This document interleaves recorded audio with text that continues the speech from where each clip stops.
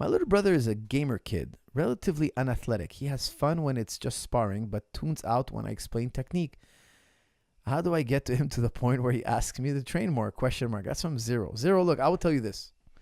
I will tell my younger brother, look, you got to train 3 times a week. Monday, Wednesday, Friday. It's in the bag. You got to do it. If not, you're a bad little boy. We're going to take away your allowance. We're going to take away your game. We're going to take away your console.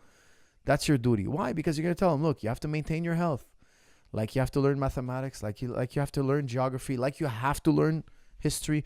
Like you have to eat properly. You know, if he tells you, hey, I want to eat, I want to drink Coca-Cola and eat candy bars all day, you're going to tell him, no, you can't do that. It's bad for your health. It's bad for your teeth. It's bad for your stomach. You have to eat a certain amount of foods, and then once in a while we'll give you a treat. That's how it is. Well, maintaining his body is also the same thing. You got to tell him, look, you have to train 3 times a week. And after a few months, we're going to increase it to 4. And that's how we're going to take care of your health.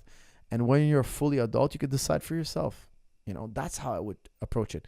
It's his responsibility and your responsibility to maintain his physical ability. What if one day somebody picks on him or attacks him? He's got to know how to defend himself. That's his duty. Knowing how to defend yourself is your duty. Why do we feel like it's okay to compel our children to learn math, science, history, but we don't compel them to learn martial arts? Why? Martial arts is just as important. It teaches them how to think. It teaches them how to work hard. It teaches them character. It teaches them how to defend themselves, defend their loved ones. It makes them difficult targets. Bullies are going to have a hard time. Bullies are going to be like, hey, that kid knows how to defend himself. Let me move on to an easier target. There's so many benefits, but as a young child, of course, gaming is more immediate. The reward is more immediate. He doesn't see the long-term gain. So you got to remind him. You got to tell him, look, like you think eating chocolate bars and drinking soda is good, you're wrong about that. In the long term, it's going to rot your teeth. It's going to destroy your health. It's going to make you dependent on sugar and caffeine. It's going to degrade the quality of your life. But so is not training. And I'll tell you something. If you get him training 3 times a week, he's going to love you for it. Why? First of all, he's going to learn how to socialize. He's going to spend time with his older brother. That's good too. You guys are going to bond over training. It's going to make your family ties stronger.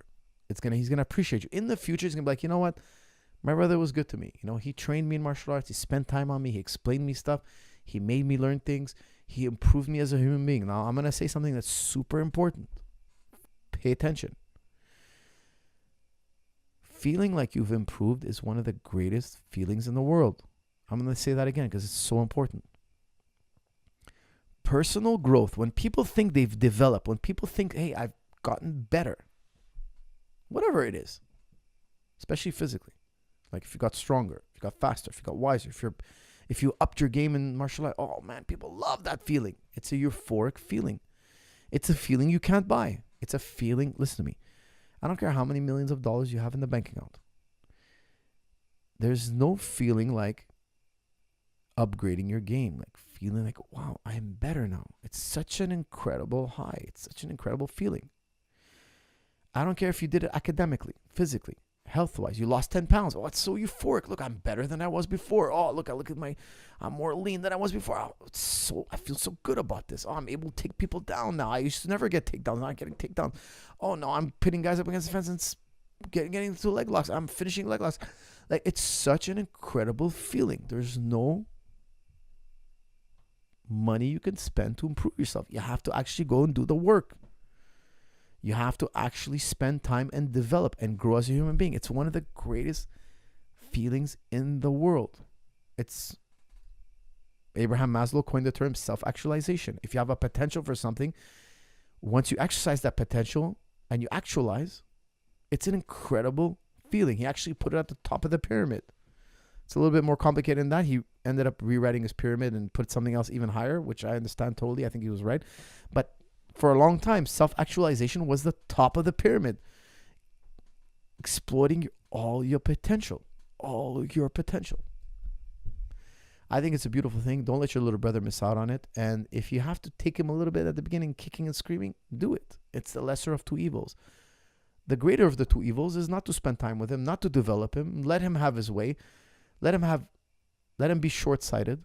And then later on, it's going to be like, oh, the time passed. Now I'm like 20. People write me all the time. I'm 20 years old. Can I start?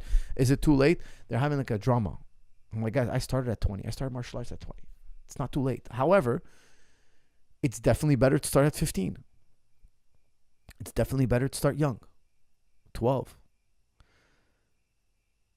Don't let him miss out on these very important times. You're the wiser older brother. Take charge.